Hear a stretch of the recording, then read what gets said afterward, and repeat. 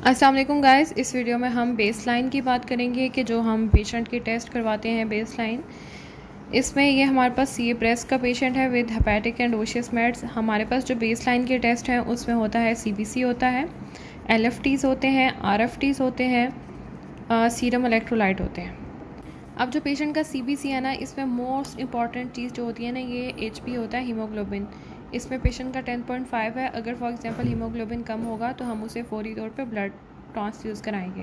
फिर जो CBC में इंपॉर्टेंट चीज़ है वो TLC होता है, WBC काउंट, और फिर आता है हमारे पास प्लेटलेट काउंट। सेकंड पे हम देखते हैं, हमारे पास रिपोर्ट है कोagulation प्रोफाइल की। इसमें याद रखना आपने कि INR की जो नॉर्मल वैल्यू है वो 0.9 to 1.2 होती है, उस रेंज में होना चाहिए। साथ में PT देखना होता है पेशेंट का कि रेस्ड है या नहीं।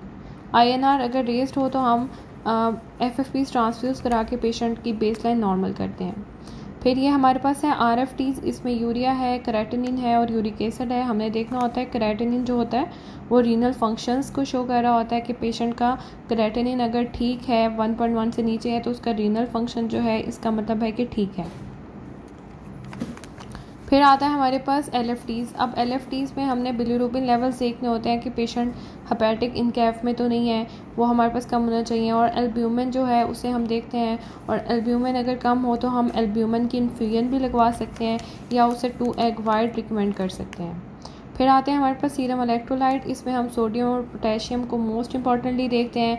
पोटेशियम अगर ज़्यादा है तो डीपोटेश कराते हैं, पोटेशियम अगर कम है तो हम पोटेशियम रिप्लेसमेंट करवाते हैं। Thank you so much for watching my video.